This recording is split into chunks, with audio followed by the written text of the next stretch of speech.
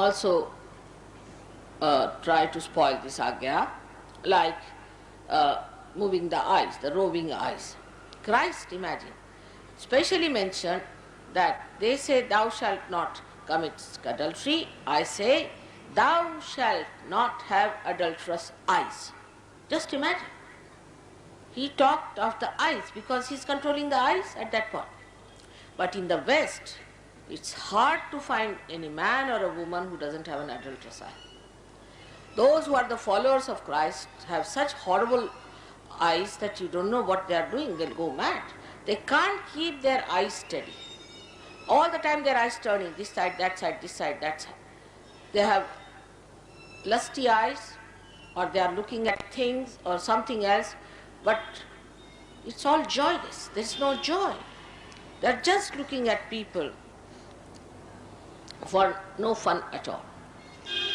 आपको हिंदी में बताएं कि हमारे एक पहचान के आए थे, उनकी बीवी बहुत सीधी सादी थी बेचारे। तो लंदन आई तो उन्होंने देखा सबकी आंखें ऐसे ऐसे ऐसे ऐसे चल रहे थे। तो उनका ये क्या हो रहा है? तो मैंने कहा कि इसको फ्लर्टिंग कहते हैं। कहले ये क्यों करते हैं लोग? तो मैंने कहा वो ऐसा करते रहते हैं, ऐसा। अब मैंने क्या कहूँ क्यों करते हैं, मुझे क्या पता क्यों करते हैं। तो मैंने कहा ऐसे करते रहते हैं, वो इसकी बीवी उसको पसंद करती, उसका हस्बैंड उसको पसंद करता, तो ऐसे चलते रहता है। शादी के बाद ऐसे चलता रहता। मैंने कहा ऐसे चलता मरते दम तक। तो वो काफ़ी हैरान हो, कहने भाई लेकिन मेरी समझ नहीं आया, अपनी चीज़ अपनी है, दूसरे की चीज़ दूसरी, उसमें मज़ा क्या है? उनका ये इनसे पूछिए। और एक नहीं, सभी ऐसे। अपने हिंदुस्तानी भी जाके वहाँ ऐसे, यहाँ दिल्ली में ये हाल बहुत खराब। पंजाबियों में तो खास चीज़ होती है, महाराष्ट्र में नहीं है। बात ज़रूर, पंजाबियों में तो जब तक हर औरत को मुड़ के न देख लें, जब तक उनकी गर्दन न टूट जाए, वो गर्दन नहीं छोड़ने वाले। ये तो खास चीज़। मैंने तो ये दिल्ली में जब मेरी शादी हुई तब मैंने देखा। लाहौर में पढ़ती तो वहाँ तो और भी कमाल था। लेकिन ये चीज़ इसलिए आई है कि पर्दा सिस्टम आ गई, और पर्दा सिस्टम में लोगों में क्यूरियोसिटी औरतों के लिए हो गई। अब पर्दा भी उठा दिया तो भी वैसी चल, माँ बहन नाम की चीज़ बहुत कम है। और इसलिए क्राइस्ट ने कहा, thou shalt not have adulterous eyes. But this was all said as an order by Christ. Of course, nobody obeyed it. On the contrary, like I told you, the Muslims, where it was said not to drink, they started having poems written by Umar Khayyam to challenge Muhammad Sallallahu. But among Christians, they started challenging Christ, all antichrist activities by which innocence of people should be destroyed, by which their eyes will be destroyed, and all the purity of mind will be destroyed. And another extreme started, which was not at all preached by Christ. I don't know how it came into the Christian religion, is a thing called nunnery and making people brahmacharinis and brahmacharis. You cannot make anyone brahmachari or brahmacharini. It's a state, avastha, where a person has to rise, like Yogeshwara, like Sri Krishna. Despite all that, he was a brahmachari. It's a state of mind where you are not involved. It's a different thing than to just load somebody with an idea that you should become absolutely a brahmachari or a brahmacharini, or you should lead a celibate life, forcing them. Christ never said so. He could not become a married man because he was here on this earth to do one great job, is to make this ascent through this Agya Chakra. That's why he was crucified. By doing this, he was to create a space in the Agya Chakra, and that's what he did at the command of his father and his mother. And he did it. So the people who are doing all this nonsense of celibacy, and which is not, because from the mind there is no celibacy. Celibacy must come from within, the purity must come from within. And that has created problem in Catholicism. And also they started another big stuff like going and confessing to the priest. Now this is also another funny thing, is to go to a priest. Priest is never a realized soul, I have seen it, because if he is a realized soul, he will run away from priesthood. So they would go and confess it to the priest, and the poor priest would become mad, and the confessor would have left Vishuddhi feeling the guilt. That was the wrong side of absolutely God. To feel guilty is not necessary. Then after Christ, there were people who would not accept Christ, like Jews. So they said that we will not accept Christ and we must suffer because we must suffer for God. Even now Christians believe nonsensically that we should suffer. Now I would say Indians also believe that we have to suffer. But they also knew Mahavishnu is going to come, and when he comes, he will have power to suck our karmas and we don't have to suffer. Actually that's what happens. When Christ is awakened within you, he sucks your karmas, he sucks your ego and superego. He sucks your karmas, your papas, your conditioning, and that's how you become free. This is a very important point which people must know. That was a great job he did, was to establish himself at the Ajna chakra to suck these two things. And when they suck these two, when he sucks these, then we are above our karmas, our sins and our papas. So we don't have to worry about sins, papas and all that. But these people, we should say those who came to this earth as missionaries, who came down to India to preach Christianity, had no idea of Mahavishnu, nor they had any idea of Christ. They came with a gun in one hand and a Bible in the other. And we stupid Indians also didn't know any value of our heritage, and we just said, all right, let's become Christians so that they give us good jobs. And that's how all the job-oriented, all sorts of people became Christian. But actually they should have told that Mahavishnu is born. If they had read anything of Devi Bhagavad and had told that Mahavishnu is born, then people would have given up this idea that you have to suffer for your karmas.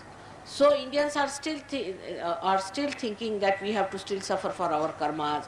We should fast, we should walk, and we should hang ourselves by the nearest tree all the time.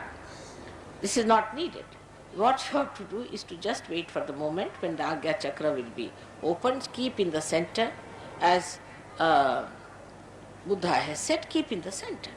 And then when the Kundalini rises, all this, whatever is accumulated, will be sucked in and you can get your moksha.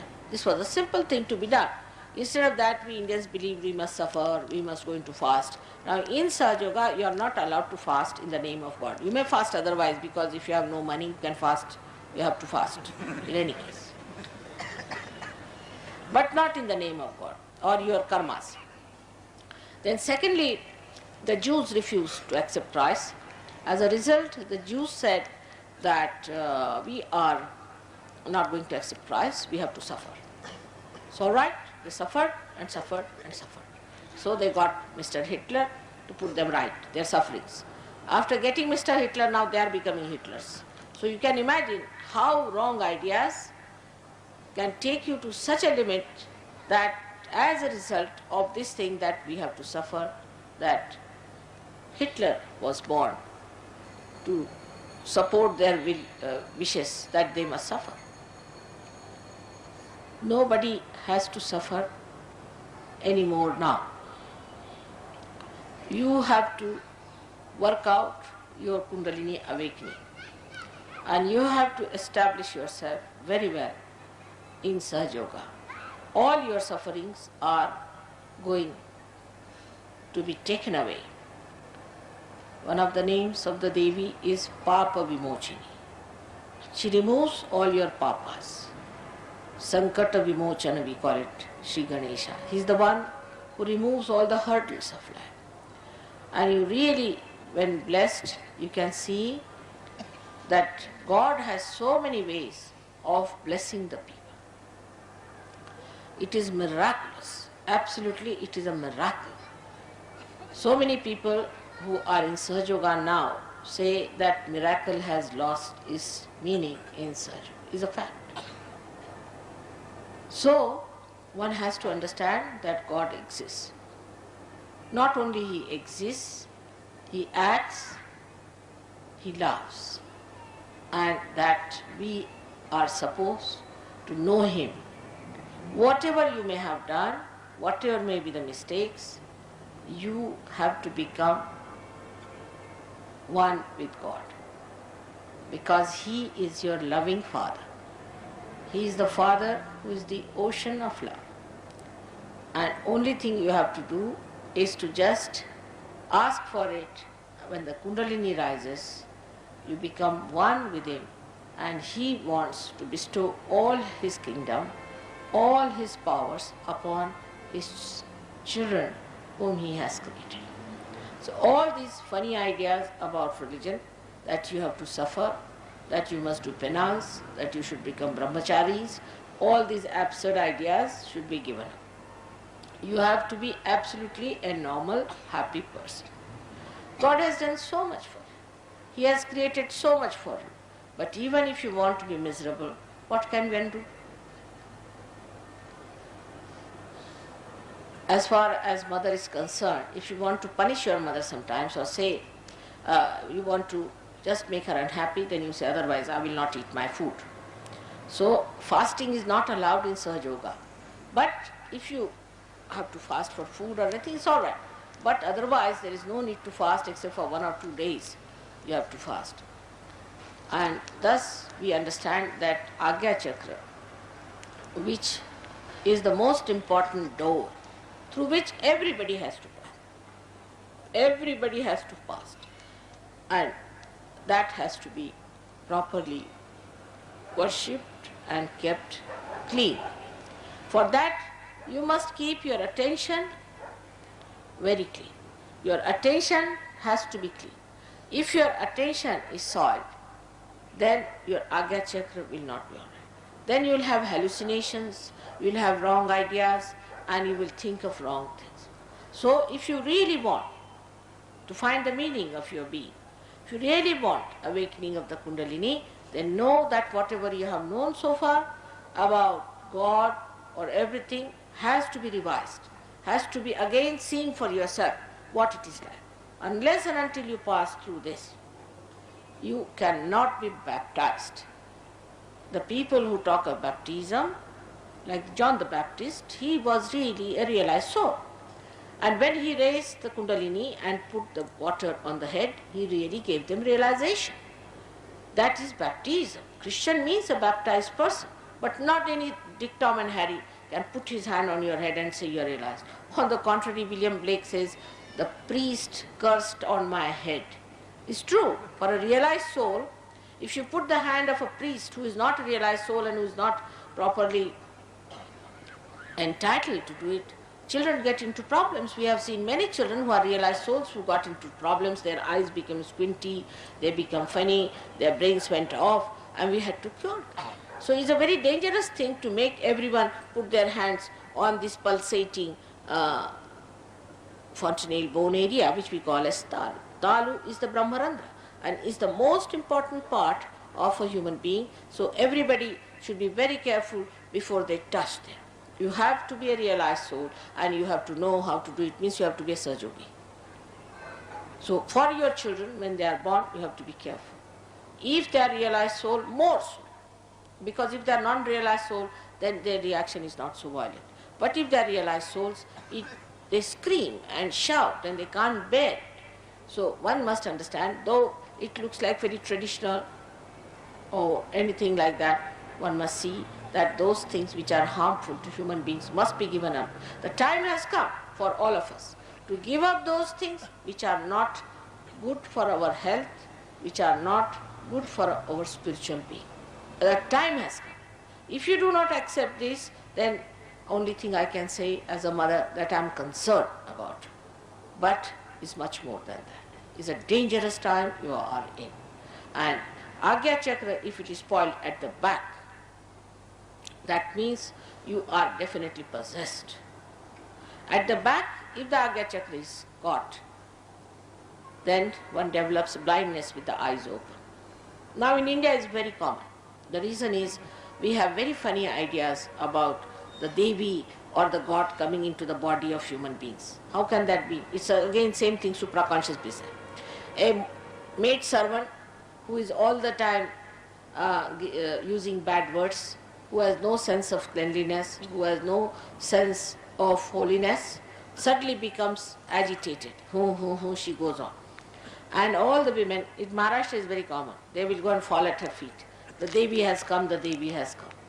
And now they fall at her feet. And then ultimately they are caught up because they get the possession by a spirit.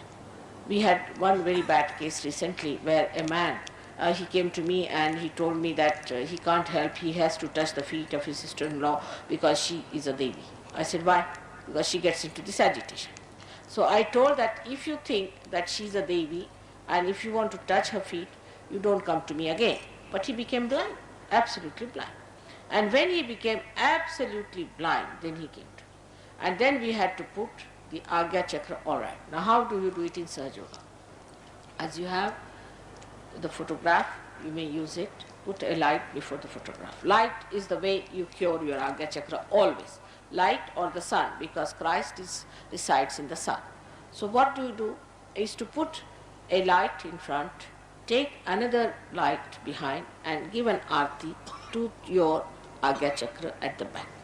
It is decided by Maha Ganapati and Mahabhairava. So you just give it a arti and Agya Chakra will open.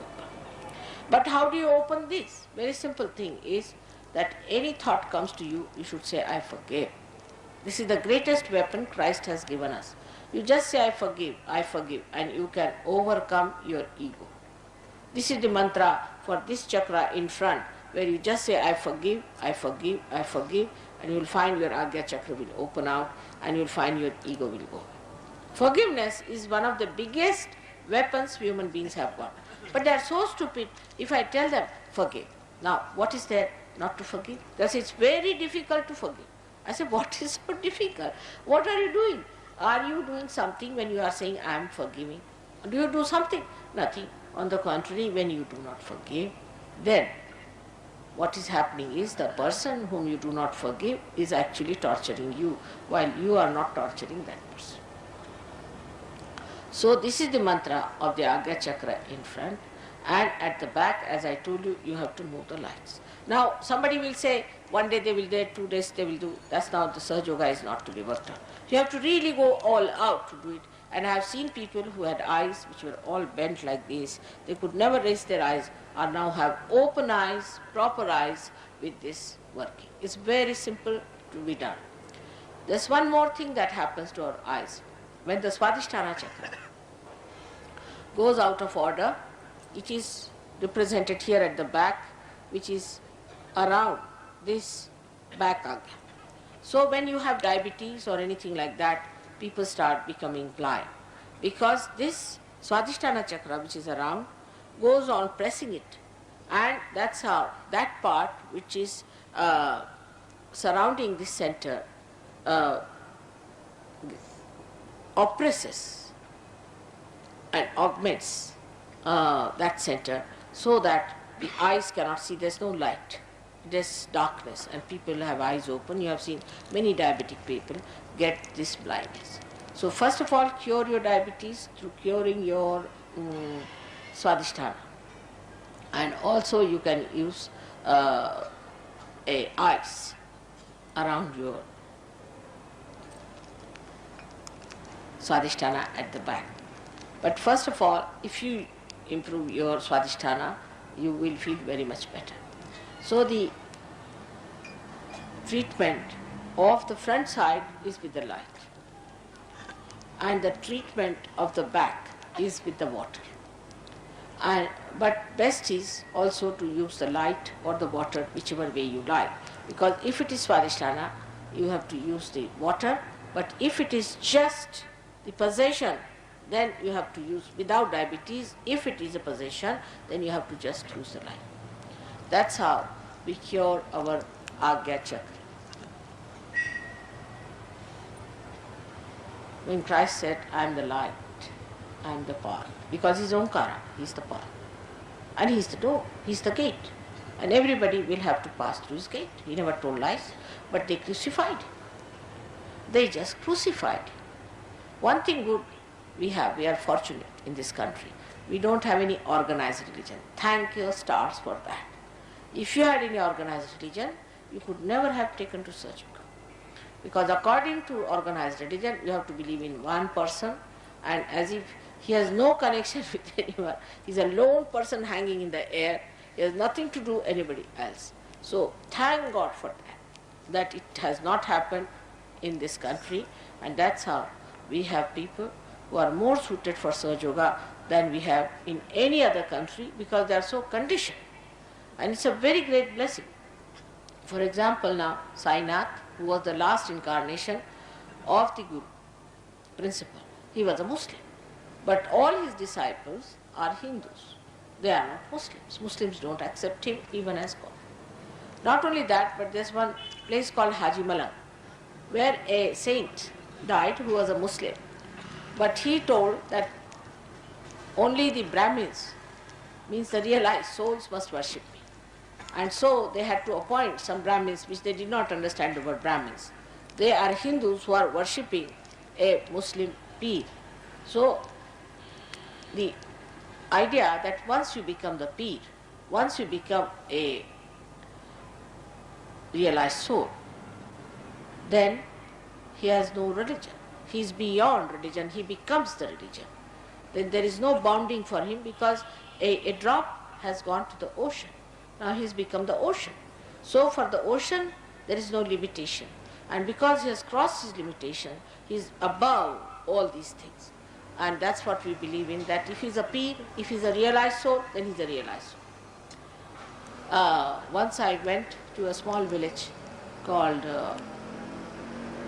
Miyakitakure. And as soon as I stepped into the village, I felt tremendous vibrations. And I said, who was the great saint who lived here? So they said there was one Muslim Peer. I said, whatever it is, he was a saint. And when I was sitting and giving lecture, you will see the photographs. The light came on my head 7 times. And the 7th time, then I put my hand like this. But nobody saw it, only I knew. And I knew that it was there. I was laughing with it. And then the people, you see, when they took the photograph, they took picture. So these realized souls are all over, and they are helping. They never enter into any body. They never trouble you. They guide you to the proper lines. They bring you. They are angels, and they help you to come to the right path, to the right conclusions. And they never try to possess you. They never try to hypnotize you or take you to wrong side of life. So when you are realized also, you must know that you have to know completely what is the reality. Go on understanding it, trying to assimilate it, not to discard it because you are attached to something, you are attached to another organization. There is no organization in Sahaja Yoga, you know very well. There is no grouping in Sahaja Yoga, there is no membership in Sahaja Yoga. But it's a living organization. It's a living organization. So anything happens here, the whole body knows. Anything happens there, the whole body knows. We don't have to have organization written for this body. In the same way, Sahaja Yoga works out, but still I must say, as we have in our body, different type of sensory systems. We too have in Sahaja Yoga people who just come in, just the beginners. They are not exposed to the truths which they cannot bear. Then, if they pass a certain line of understanding, then they are taken, as they say, Nirvichara Samadhi people who are given certain facilities to enter into certain new dimensions and ideas. But the inner circle people are the ones who are in Nirvikalpa. Such people are only taken into consideration for teaching Sahaja Yoga. Anybody who tries to teach Sahaja Yoga, talk about Sahaja Yoga, at the second stage just is thrown away. Because there's a centrifugal and a centripetal, both the forces working. By one you come in and by another you are thrown like a tangent. Nobody is anxious to have a very big group or anything.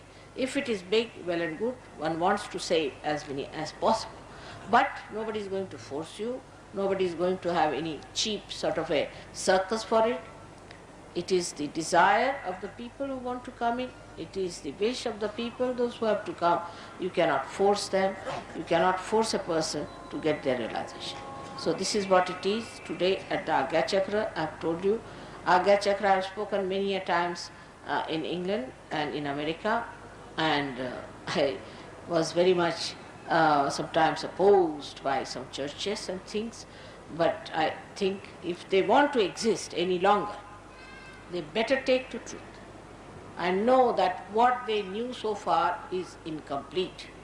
They have to know the full of it, because Christ couldn't talk much, and whatever he said was written down by his disciples the way they understood. To understand Christ, you have to have your realization.